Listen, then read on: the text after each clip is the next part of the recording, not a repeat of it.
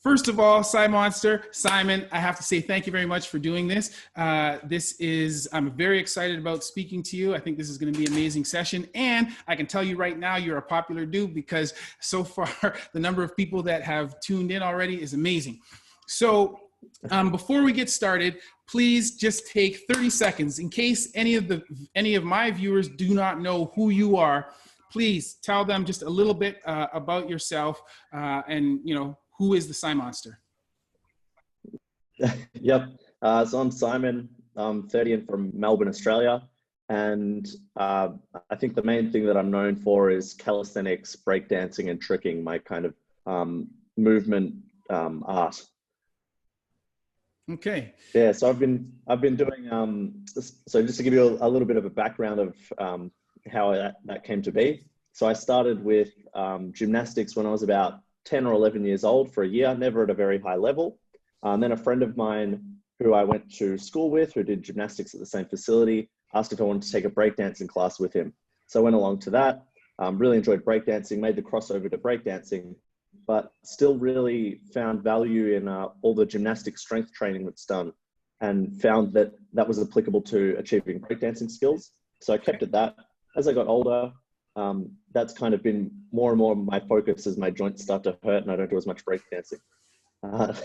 Then I finished my physiotherapy degree, started working as a physio. And my career kind of shifted into teaching more calisthenics, more bodyweight strength training rather than physiotherapy or teaching breakdancing. So the bodyweight training, so what do you think is the factor that sort of sparked your interest in bodyweight training? I'm not too sure. That's always something I've been interested in from a really young age. So my dad used to have this party trick where he'd walk around on his hands. I thought that was really cool. Tried to learn that myself when I was quite young. I just taught myself trying to walk around on my hands at home. But I've always really liked action. I liked Jackie Chan movies when I was a kid. I liked seeing things that looked, physically impossible or that looked spectacular and thinking, how did somebody do that? So that's interesting that you say looked impossible. So let me ask you, this is not on our list of questions. This is an aside, but when was the first time that you did something that other people would think is impossible? When was the first time you pulled off a skill like that? Oh, that's a great question. I couldn't pinpoint that. The time I really shocked myself was I'd seen Junior do planche push-ups. So he's a breakdancer. He's pretty famous for his planche push-ups. And when I was about 18 or so, I was at training and some friends of mine said, oh, do you think you could do that? Give it a shot. And I tried it. It was a lot closer than I thought.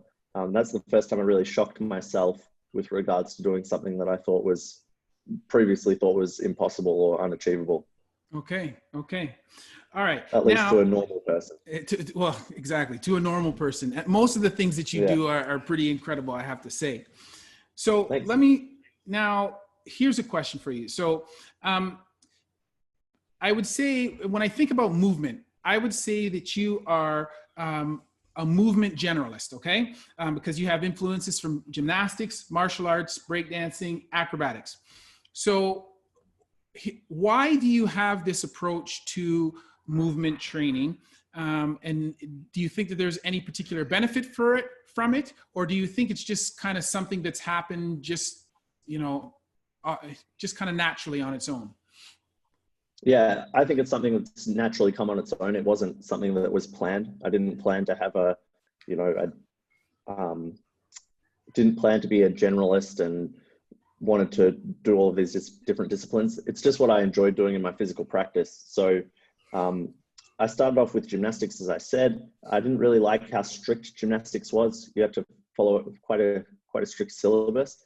And when I moved over to breakdancing, I enjoyed that much more because of the freedom of it. You could train whatever you wanted.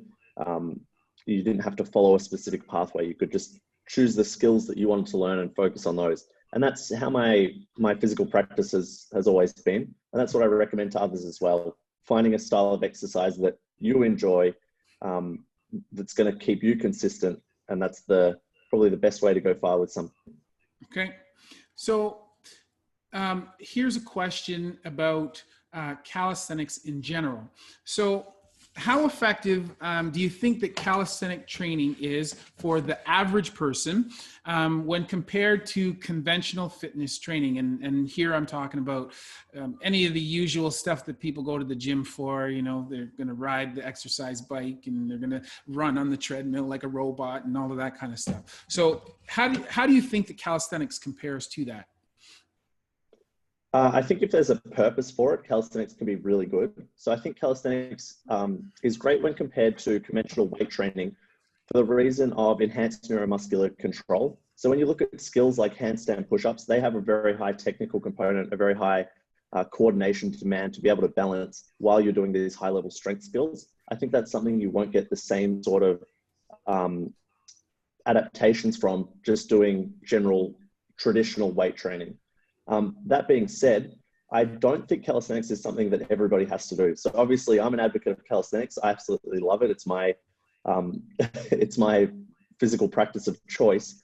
But I think if you're just a general person who's trying to get fit, there's not really any reason why you have to do calisthenics or why you should do that over, say, cycling or basketball or another style of exercise that you would enjoy more. Okay.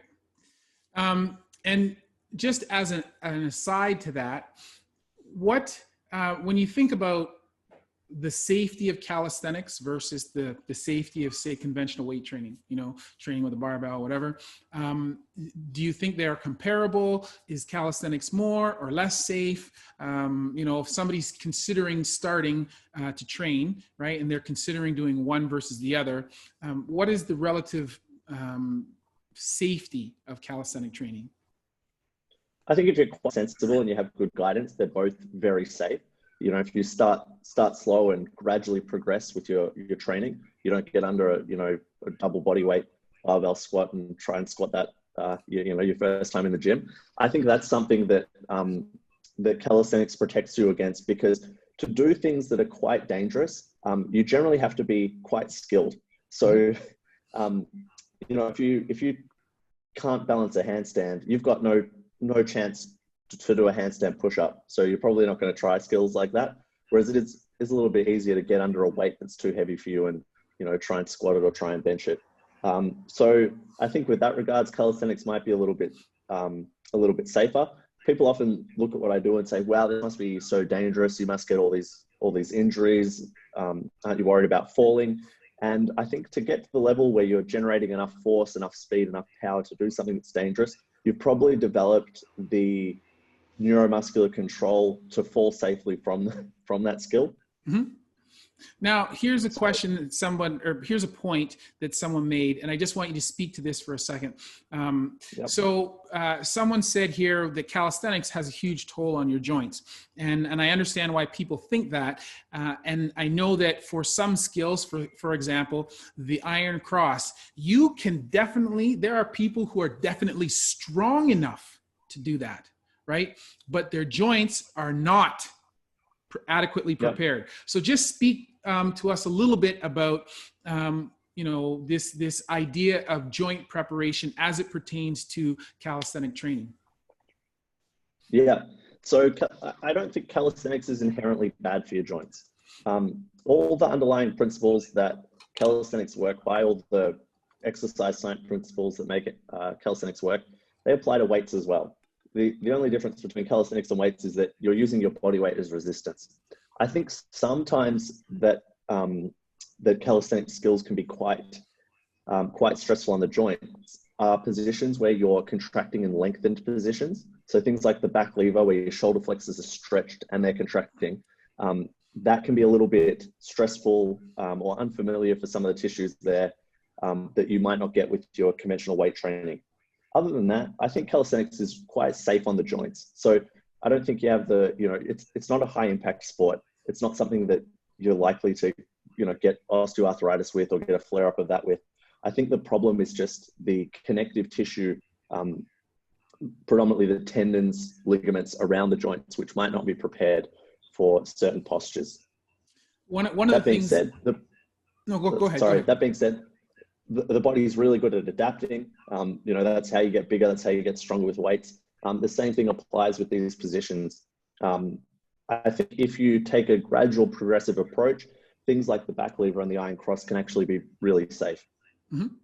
One of the things that I often remind patients of is the fact that the metabolism of bone and muscle is orders of magnitude quicker than is the metabolism of connective tissue, right? So you can heal, it's like you can heal, you know, a muscle tear or a fracture within 6 to 8 weeks, but the connective tissue metabolism is like 9 to 10 times slower. So in order for, and so that is important when you're trying to rehabilitate something, but also when you're thinking about progressively loading something and making it stronger, and able to resist significant loads. You have to keep that in mind, because if it takes 6 to 8 weeks for you to, you know, increase your muscle mass, then it takes 60 to 80 weeks to increase your the strength of your connective tissue to be able to resist certain types of loads.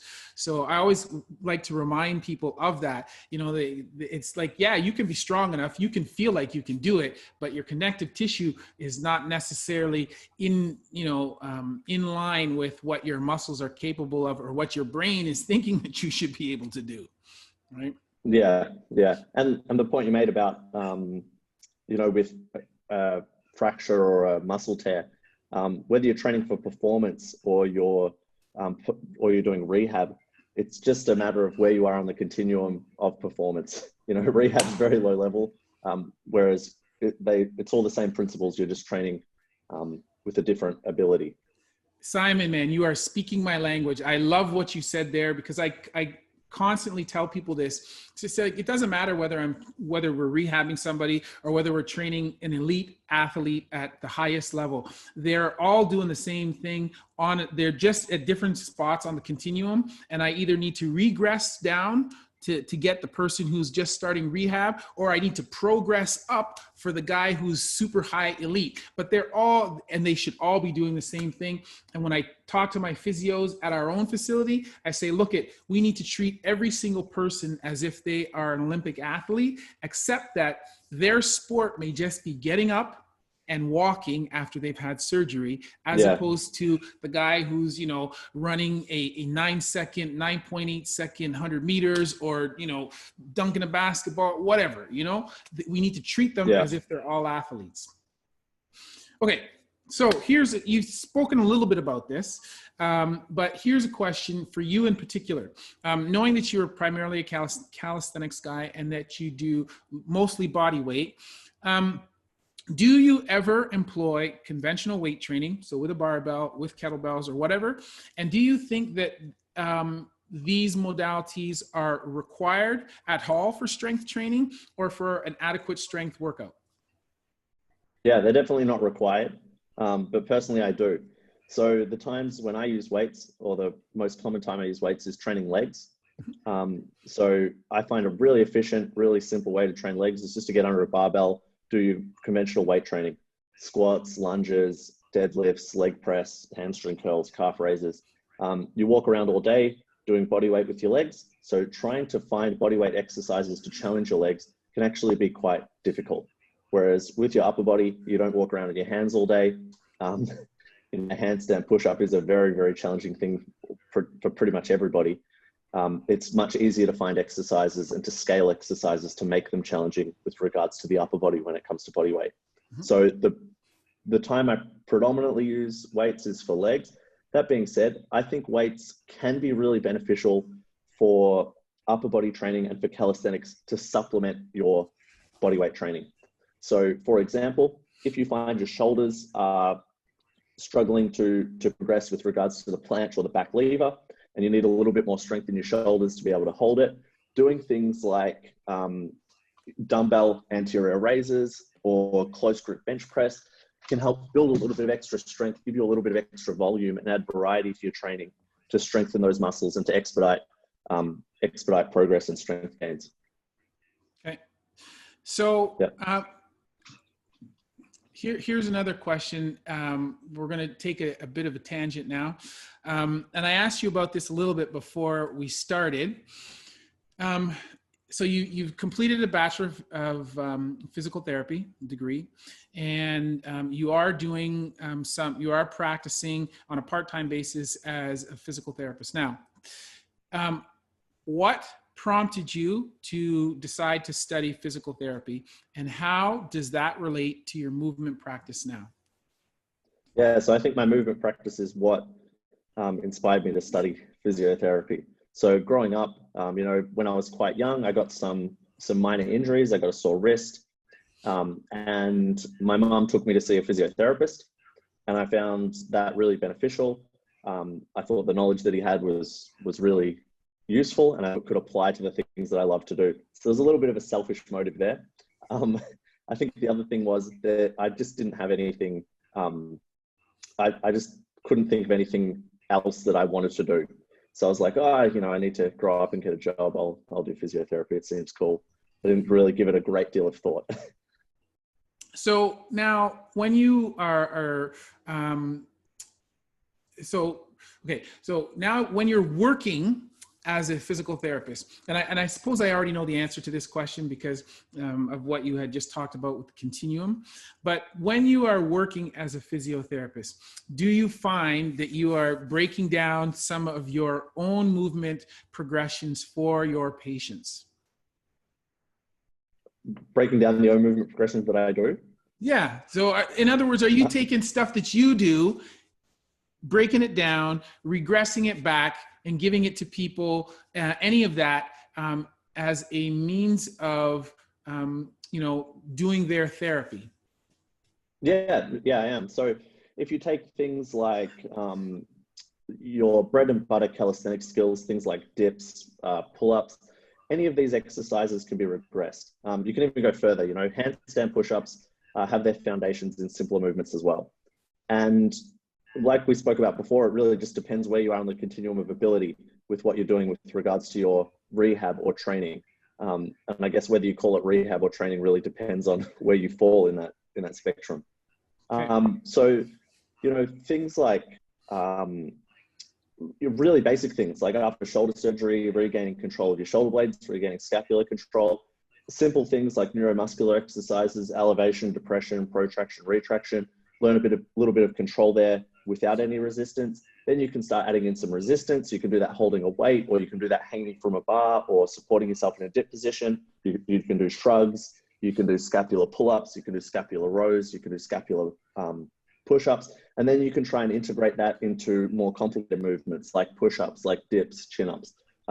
So yeah, I think when it comes to specific patients, they can really benefit from those sort of exercises.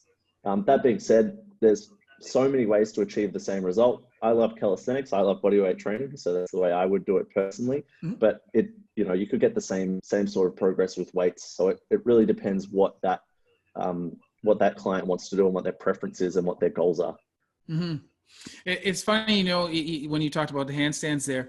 As a sports surgeon, I kind of operate on a few joints. So and one of the joints that I operate on is shoulders.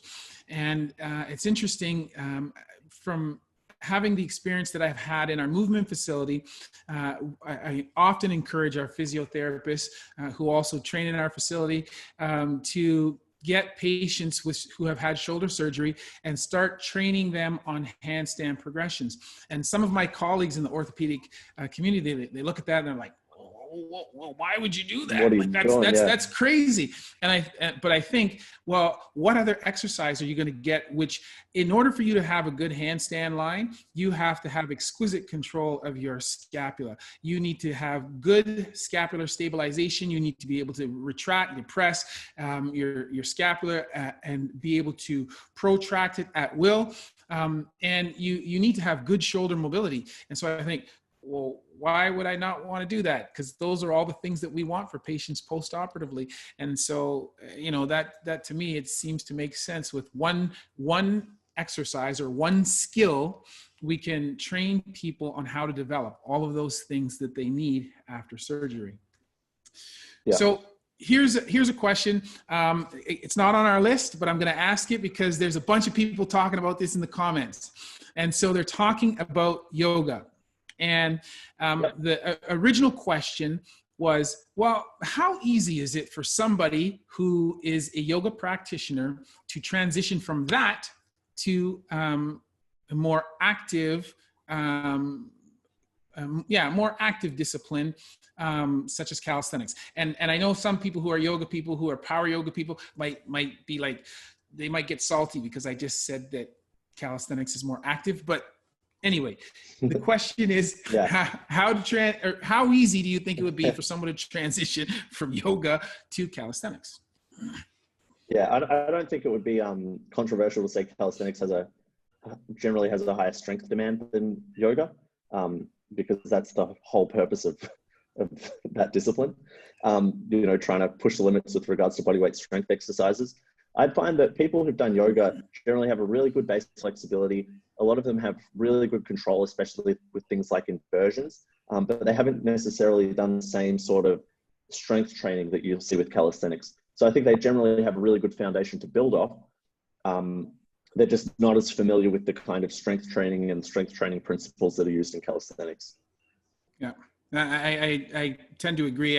It's that being said, you get some absolutely exceptional yogis who are super strong. For sure. Guys like Dylan Weiner. For sure, there are some of the yoga practitioners. Some of the stuff that they can do is incredible, but I think in general, for most people, yes, I completely agree. Great foundation with respect to movement and respect to flexibility. But when we're talking about mobility, and in my mind, when I say mobility, I'm talking about combining strength with flexibility and expressing an ability to demonstrate that throughout the entire range of motion, then yoga practitioners got some work to do, I think. Yeah. Okay, so let's move on to the next question then. So one of the big things that I'm a proponent of is injury prevention, okay? Do you think, so let's talk about you in general. Do you think, and I guess you've touched on this a little bit already, but do you think that your own particular movement practice prepares you for injury? And if so, how? I think it does the opposite. I think it sets me up for injury because I'm constantly trying to push the limits of what my body can do. I think it would be much safer to take a much easier discipline or do it at a much lower level and not try and push the limits of my body. That being said, I think this type of practice, if you do it sensibly, it can be very, very safe. I think if you try to do anything at a high enough level, there's an inherent risk of injury. So you won't you'll have a difficult time finding a sport or an athletic discipline out there where the people at the highest level don't get injured. But there's a luxury in calisthenics, in movement practice, bodyweight training, that you're in total control of everything that you do. So I don't have to navigate somebody trying to tackle me, somebody trying to, harm me, trying to impose their will on me. It's just me. So I can choose how hard I train. I can choose what postures I want to do. I can make it as safe or as risky as I want. Some things that I think calisthenics is really good for, and some things that I think it can really help with when it comes to injury prevention. The first is strength. So just building a resilient body, the more strength you have, the more your body's adapted to load on the tissues, that being muscles and connective tissues, the more resilient it will be. So I think the strength that you get from calisthenics is really good, but no better than you get from something like weight training. The mobility requirements with calisthenics, so like we spoke about before, things like the back lever, hollow back handstands, they require the tissues to contract in lengthened positions. And I think your body adapting to that can help set you up to be more resilient in those, especially in those positions. So I think, somebody who's used to holding back levers is going to have a much more resilient bicep tendon in a lengthened position than somebody who hasn't. The other thing I think it's really useful with is neuromuscular control. So knowing where your body is in space, having the ability to control your body can go a really long way in other disciplines. If you've got really good control over your ankles and knees and really good neuromuscular control with jumping, you'll be much more, much less likely to tear your ACL or injure your knee. And I think the same thing is true with the upper body. If you have really good control over your scapulohumeral rhythm, over your shoulder blade, over your arm, mixed with good strength, good mobility, you're kind of in the best position you can be to be resilient when it comes to risk of injury. For sure. Now, I'm going to disagree with one thing you said there, because you said that when you're doing this calisthenics, it's only you and nobody's imposing their will upon you, because gravity is imposing their will upon you, except that for some reason, gravity has seemed to turn a blind eye to you, because it doesn't seem to apply when you're doing your maneuvers, because you do things that are absolutely ridiculous, man. And your strength and control are absolutely off the chart. Now, let me ask a question. Somebody in the comments said, what would be your prescribed frequency for somebody who's just getting into calisthenic training now? If they're just starting, I'd start slow. I'd start with a couple of days per week. As a beginner, you can make really good progress off, 2 to 3 sessions per week. And that's where I'd probably get people to start. That being said, you can train with so many different frequencies. And I find frequency is just a really good way to distribute volume.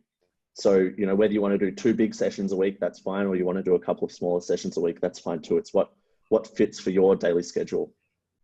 Okay. Now, here's another question to tag on to that. When I spoke to another bodyweight guy, a couple weeks ago, Art Schwarzberg, he's called the Iron Wolf, and he is more about volume. Okay. And so he does a crap ton of volume. And so his typical workout might include 1,500 push-ups and, 500 burpees and that kind of thing. Okay. When you talk about the frequency, and then you also mentioned a little bit about load volume, what are your thoughts about sets and reps? And I know that on your blog that you did an article that sort of touched on this topic. So give us your thoughts about sets. What do you think is the appropriate amount of sets for training? And then what kind of repetitions should people be looking for when they're, or trying to build up to when they're trying to do this type of training? Yeah, so that will be different for everybody. So the repetitions that you do, or the intensity of the exercise, how difficult it is going to influence the type of adaptation that you get. So, doing low repetitions, you're doing 30 reps of 30 or 50 reps of push-ups, something like that, you're going to be biasing endurance over strength. If you're doing lower reps closer to your 1 rep maximum or your 1RM, you'll be biasing strength over endurance. I think most of the skills in calisthenics have a very high strength demand, and very few have a high endurance demand. Unless you decide you want to be able to do 50 pull-ups. To be able to do things like the planche, iron cross, handstand push, 90-degree push-up, you need to be working closer to that 1RM, closer to that strength side of that spectrum. So intensity will influence the type of adaptation you get. Volume will influence the magnitude of adaptation you get. Doing 2 sets is going to be better than 1. Doing 3 sets is better than 2. That being said, doing 3 sets isn't necessarily 3 times better than doing 1 set. You get diminishing returns as you go, and you'll get to a point where that more volume will not add any benefit and can potentially even be harmful. So you get that kind of U shape when it comes to volume.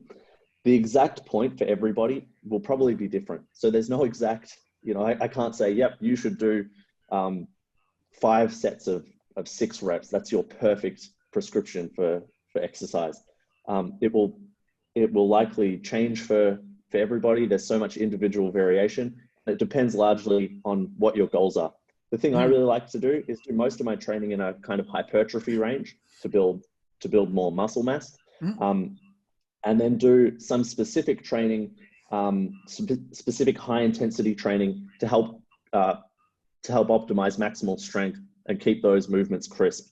So if you spend all your time just doing 1RMs, or doing, say, sets of 3 or lower, that's going to be really good for your neural adaptations to generate a lot of force, but it's not going to be the best way to optimize muscle mass. If you take the other approach and you just do, your traditional hypertrophy range, you're doing sets of 8 to 12, that's going to be great for hypertrophy, great building muscle mass, but it's not going to be great for doing a 1RM movement or doing your max movement. That's why bodybuilders aren't lifting as much as powerlifters. So I think if you want to get really strong, if you want to maximize the best of both worlds, you need to include some moderate training, low, moderate rep training with your low rep training. Maximize hypertrophy and strength. Those are the two things that we can change through training. There's a lot of things that go into strength. Not everyone's created equal. How far your tendon inserts from your joint will influence the amount of torque it has on the joint. That's something you can't change without a surgeon. But your neuromuscular efficiency and your muscle size are the two things that you actually have control over when it comes to training. So optimizing both of those variables will put you in the best position to get strong. Okay. Excellent. Yeah, not a very satisfying answer for those listening who's saying how many sets and reps should I do. If I had to just give a ballpark thing that would be beneficial to everybody, I'd say 4 sets of 8 per exercise. 4 sets of 6 to 12 is probably a good place where most people can make a lot of gains. Okay, giddy up. All right, now let's talk about specific skills. So obviously for what you do, push-up variations are a part of your training regimen. And I saw that you had done a blog post that discussed push-ups a little bit and talked about perfect push-up. So describe for us in your mind, what is the perfect push-up, and then why it is important and what it can lead to. Yeah. So I think this depends on your discipline. So I'll speak with regards to calisthenics. When it comes to calisthenics, the way I like to do a push-up is maintaining a whole body position. So the body should be in a perfectly straight line from the shoulders down to the toes, with a posterior pelvic tilt. In the top position, you should be pushing tall, protracting through your shoulder blades. As you descend, the body should stay completely still. You should have a rigid body. Descend until your chest touches the ground, and then push back to the top, tall, whole body protracted position. The reason I like to do a push-up that way is it will increase the range of movement. If you're protracting at the top, you're going to get a little bit more movement than if you don't protract at the top.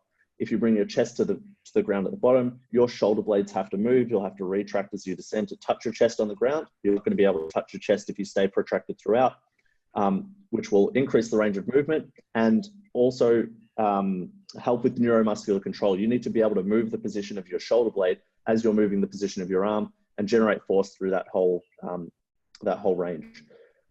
When it comes to calisthenics, I like to keep the elbows in by my sides. So I don't think there's anything inherently wrong with flaring the elbows out slightly, but if you want to build strength for the planche, the handstand push-up, the 90-degree push-up, you need to have the elbows in. You can't do planche push-ups with the elbows flared out to 90 degrees. Your weight's not going to be over your hands. So yeah, when it comes to doing your perfect push-up, hollow body position, elbows in, full range of movement, protracting at the top, retracting or chest to the ground at the bottom. Okay. What about toes? Toes pointed, toes. I think it's a matter of preference. I like to point my toes because it's mimics the position that you want to have for a lot of skills. If you want to do a planche with pointed toes, if you want to do a handstand with pointed toes, doing your push-ups in that position will give you a little bit more practice with that. That being said, if you want to do push-ups on your feet, I don't think it makes much of a difference at all. Okay. Yeah, push-ups on the balls of your toes, balls of your feet. Yes. Okay. Another thing that you've written about is resistance band body weight exercises. Yep. So what role do these play in your day-to-day training? Why do you employ resistance bands? And give us some information on those two questions. Yeah, I love resistance bands for calisthenics for a few reasons. They're really good for beginner exercises. So if you can't do a chin-up yet, or you can't do a dip with your body weight yet, and you need to work towards this movement, using resistance bands is a really simple way to scale the movement back, allow you to get some more reps in, do some more training as you get as you work towards doing your first rep of a bodyweight skill. Resistance bands are also an awesome way to scale more advanced exercises. You can use resistance bands to assist you with 90-degree push-ups, holding the planche to handstand, front lever, back lever, human flag, basically any of the skills you can think of. So what you can do is, if you can't yet hold a human flag, or you can only hold a human flag for 2 or 3 seconds, you can anchor a resistance band above you, put your foot in it, and this can work as somebody spotting you. It can give you a little bit of assistance. The reason I prefer resistance bands to somebody spotting you is because resistance bands will be consistent and provide the same amount of assistance each time. Whereas if you have somebody spot you, they could be like, yep, that's all you, bro. But, you know, they did everything one time. You know, the next time everything falls on you. It's really hard to know if you're getting stronger if you can't measure it. So that's why I find resistance bands are awesome. Personally, I use them in my training a lot when it comes to scaling exercises back to do some more endurance work or more hypertrophy work. If you're stuck on straddle planche raises and you can only do 2 repetitions, you might do 1 or 2 repetitions at the start. Your first set, your next set, you're only going to get 1 repetition. That's quite an inefficient way to train to build more muscle mass and more strength. So what I like to do, you might do some planche to handstand raises. As you fatigue, you might add a resistance band so you can do a few more reps each set. Okay, so here's a question. Sorry, I'll give you one specific time. I think they're absolutely awesome. There's many ways to scale exercises when it comes to calisthenics. When it comes to static holds in the back lever, the front lever, and the planche, one thing that's very commonly encountered is difficulty holding a perfectly straight body position. So you might see a lot of people who say, yep, I can do the back lever, I can hold it, but when you look at the back lever, they're quite arched. You know, they look like a banana, or the same thing with the planche, or the same thing with the front lever. And there's lots of people who say, well, I can't fix my back lever. What do I need to do? And it could be a few things that contribute to that. But one way that's really awesome to train that and train the straight body position is with a resistance band. So you can put a resistance band under the hips. That will reduce the intensity, which will allow you a little bit more control over the position of your body. You can scale the exercise back to the level where you can hold it with a perfectly straight body, get some time practicing this position as you work towards doing it unassisted. I think that's superior in that case to doing regressed holds of tuck, of advanced tuck, of straddle, because you're actually training the position that you want. Specificity is key when it comes to adaptations. If you want to get good at the straight body position, you should be practicing the straight body position. Okay. Now, I have 2 questions, one from the audience and one that I want to tack on to what you just talked about there. Okay, so in a general sense, okay, I'm not going to talk about any particular skill, not the planche, not the handstand push-up, no general skills or no specific skills. In a general sense, what would be your progression? So here I come to you and I want to do handstand push-up. Never done one before, okay? Yep. What is your general approach to building progressions for people to develop a particular skill? I just said handstand push-up just because I'm picking one, but don't give me specific about the handstand. Just give me, what is your general approach? You mentioned a little bit of stuff with the resistance band, but what's your general approach for somebody who's never done a new skill? They want to do that skill. Take us from start to being able to do it. Go. Yeah. I think the first thing is just to find where that individual sits on the spectrum of ability. So you could have somebody who's quite close to the skill, or you could have somebody who can't yet do a single rep of fundamental body weight exercises like push-ups. And knowing where they're going to be is going to largely dictate how you would have them train for something. So find a skill, find where they're at with regards to that skill. Then with more complicated skills, I like to break it down into its constituent parts, make sure that they have all of those individual requirements met before they start trying to integrate it all together. If you find some issues along the way, you might try and diagnose where that impairment is falling. This might be quite difficult to follow in a general sense, but if you give the example of a handstand push-up, finding where somebody's ability lies is really important. So if you meet somebody that can't yet do a push-up, your time's much better spent with very simple exercises like working towards your first push-up than doing anything specific to the handstand push-up. If you find somebody who's really strong, who can do multiple handstand push-ups against the wall but can't balance a handstand, where they're going to, oh, sorry, I'm getting a call. The things that they should be training are very different. They need to be working on their handstand control rather than building strength. So breaking a skill down into its constituent parts. Take the example of a, sorry, let me just send a text and say I can't answer this call. No worries.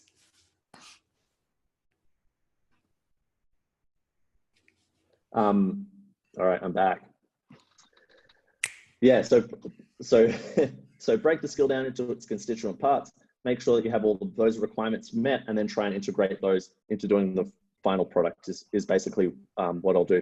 Handstand push-ups a little bit more complicated than a lot of other skills because it has such a high coordination or neuromuscular control component. You need to be able to balance a handstand. That's a skill in itself. A lot of people can't do that. Then you need to be able to balance a handstand with the strength requirement to press your body weight overhead. So it depends what's limiting that specific person from doing that. Is it the balance component? Is it the strength component? Or is it integrating the two? Can they hold a handstand, do a handstand push-up against the wall, and then they need to work on more specific exercises to mesh those together? If you take a more simple skill like a chin-up, you need to have good scapular depression strength, good scapular retraction strength. If you can't do that, you've got some work to do there with basic active hanging exercises. Then you need to strengthen your lats, your biceps to be able to extend your shoulder and lift your body weight. So you can do that by performing eccentrics to do your high strength, high relative intensity training to really hone in on maximal strength, and then do some band assisted work to help refine the movement, build a little bit of extra muscle mass, do some more volume. Okay. So you mentioned, handstand push-up being quite a technical skill. What in your mind is the most difficult skill that you perform or that you can teach? I suppose that's two different things. Yeah, I think it really depends on what discipline it comes to. So I think when it comes to things like breakdancing, air flares the air flares are really technical skill that's quite challenging to learn. When it comes to calisthenics, things like handstand push-ups or their variations, 90-degree push-ups, planche push-ups, dead press from the floor, those are all really challenging skills that I quite like to teach. Okay. Question from the audience, and I'm just curious about this too. They want to know, do you run or do cardio? No. Okay. Now, this is one thing that I've teased you a few times about gravity not applying to you. I want to know, so what is your fascination with power moves, man? And why did you get into power moves? I guess you said you'd like to do things that people can't do, but specifically, what is your fascination with power moves, man? Yeah, I just thought power moves looked really cool. That's what kind of kept me immersed in breakdancing. I really liked the things that looked impossible. You see someone sitting on their head and you just think, how does this work? How can this happen? That goes for a lot of power moves, windmills, head spins, air flares, 90s. They're just really hard to fathom in your mind. And with that, there's a really high athletic component as well. And I quite like that. I really like skills that have a high athletic demand as well as a high technical component. So that's what draws me to things like air flares versus, learning to ride a unicycle or learning to juggle. Yeah, that's what draws me to power moves, and that's why I love them. Okay. Now, I suppose you can do most of all these moves, but when you're learning a new move, a new power move, on average, how long does it take you to learn that? And I guess there's a duration of time, but also more specifically, there's probably a number of hours. Yeah, so I think right now it really depends on what move you're trying to pursue, and as you get more and more skilled, the moves tend to get harder and harder. And you get to a certain point where you've kind of got all the fundamental power moves, and you're trying to really push the limits there. So the time it would take you to learn a windmill or a backspin could be, a number of weeks backspin, a couple of months for a windmill. For an air flare, that's something that's going to take a few years to learn, and you really need to have a good foundation of flares, windmills, before you start trying to learn the air flare. Mm-hmm. So it's hard to give a straightforward answer with that, and it really depends on the move. I would usually say from scratch, to learn the basics, backspin, windmill, head spin, hand glide, you could learn those in weeks to months. Even skills like a head spin, they look really challenging, but it's actually quite simple. And if you've got a good foundation of a headstand, you can learn that pretty quickly. When it comes to skills like air flares, that's something that takes at least a few years from when you started training. This is the one thing with gymnastics training and mobility, calisthenics type of training. People need to be patient, and you see this. I see this when people come to our facility, and we're not teaching people power moves or anything like that, but we do have a foundation in gymnastic strength training, and people think that they're going to walk in and boom, they're going to do a handstand right away, or they're going to do X, Y, or Z, and you have to. It's difficult when you have to say to people, hey, this is not going to happen overnight, and you need to just kind of be patient. And just follow the process. Yeah, I think that applies to just about anything. Even if you want to do something relatively simple, but at a high level. So let's say you want to, squat triple body weight. That's something that's going to take years and years as well. It's just a lot more intuitive than working towards something like a, 90-degree push-up. Most definitely. But the one thing that I like about this type of training is that you're generally training a skill. You're training people on how to do something that they could potentially apply in their life, as opposed to, and there's nothing wrong with squatting. We do employ squatting. We do a lot of barbell training.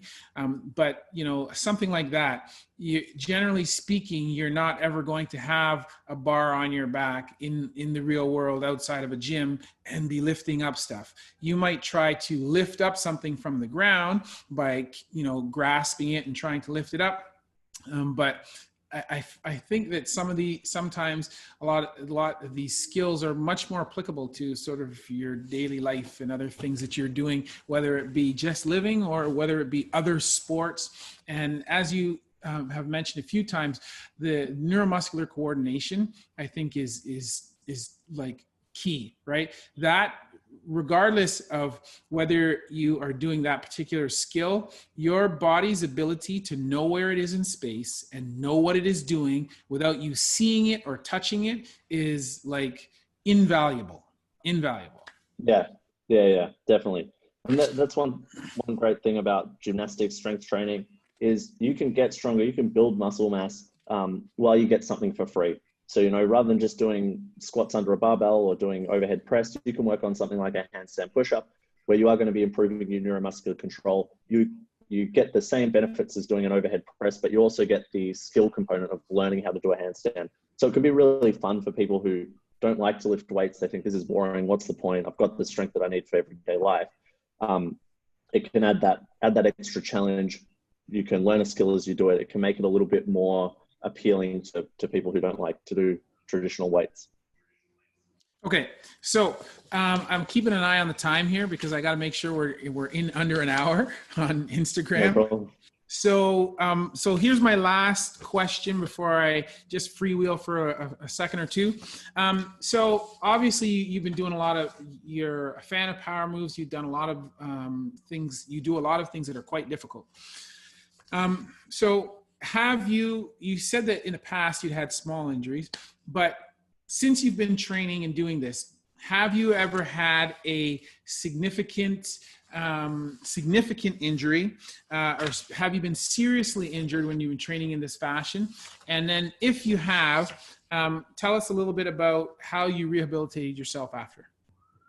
Yeah, so I've had a super long list of injuries. Specifically from calisthenics though, I haven't had many. I've had a labral repair in one shoulder. I've had a meniscal tear. I've got a meniscal tear in the other knee that I just kind of manage. But none of those were specifically from calisthenics. Some of those were martial arts injuries. Some of those just happened over time. Once I slipped when I was trying to jump, walking into the airport, and I ruptured my adductor longus tendon. Okay.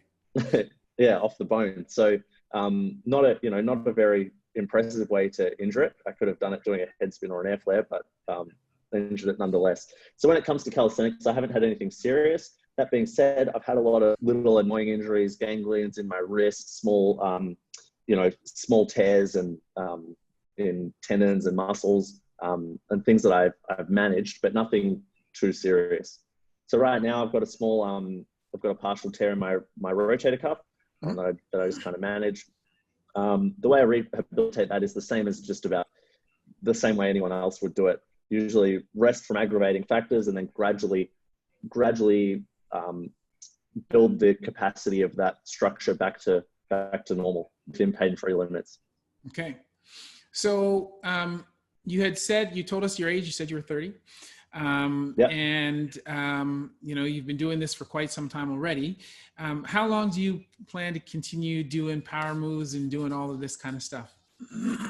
Yeah, I think, I don't know about power moves. That probably has quite a short lifespan, but in terms of calisthenics and bodyweight training, I want to do this basically all of my life, or as much of my life as I can. So even if I have to scale that back when I get older, I'm not doing things like handstand pushups. I might just be doing things like, pushups on my knees, or even pushups against a wall as I'm older. That's something I'd still like to be doing. So yeah, hopefully my whole life. Okay. Excellent. All right. So we're going to, so that's it with the questions, but I'm going to give you a couple of minutes just to, number one, tell people where to find you in case they want to follow you and see more about what you do. And then number two, I know that you have a bunch of projects that are on the go and that are on your website. So I want you to do a couple of minutes just to promote yourself and tell people, what you have in store right now for them and, what you can offer them. Yeah. So if you want to find the type of stuff I do, I think social media, Instagram, YouTube is the best place to go. It's Simonster Strength for both of those. If you want free tutorials, the ones on YouTube are quite comprehensive, and there's a few tips along with just performance on my Instagram. In terms of more in-depth programs, you can check out my website, simonsterstrength.com. There's programs in there for how to achieve the planche, the handstand, the human flag, those sorts of skills that are quite comprehensive. Excellent. Excellent. Okay. So once again, Simon, I want to say thank you very much for participating. Thanks. It's been amazing. And I've learned quite a bit. I always like to take stuff from this, stuff that I can apply to my own patients and in my own practice. And I think that many of these things that you talked about today are invaluable, and I'm going to use them moving forward. So we're going to wrap it up here, but hang on, stay on Zoom, and then we'll finish our chat there. But thank you to everybody who participated. I'm glad that you guys came out and hope that you learned something. And we're going to do this again next week. And next week's guest will be Carl Paoli. So if you know who that is, then please join us for that discussion. And if you don't, better go check them out and show up anyway. Thank you very much. See you next time. Boom. Okay. Cool. There we go. So hold on one second. I just got to put a title on this thing so I can put it on my IGTV, and then we're good to go. Dr. Christian Simonster, that's good. Add it to that. Dr. Chris Podcast, giddy up, boom, and then I can put the description in later. Okay, yeah, thanks very much, man. That was very cool. And I you know what? Not to say that I have not enjoyed my discussions with everybody else. I have, and I've learned quite a bit. But one thing I like very much about you is your physical therapy education and your understanding of biomechanics, man. And I think that is, for a lot of these other people, they're trainers or whatnot, or they're involved with fitness, but they don't really understand the science aspects so much. And I think that you understand that very well. And I like that. not only can you talk about doing this stuff, but it's like you can talk about, as I said, the biomechanics and everything that goes behind that, and understand, you know, what it actually means and why it's important, or what its influence is on the particular skill that you're trying to develop. And so I think that that's important. Cheers. Thanks. Yeah.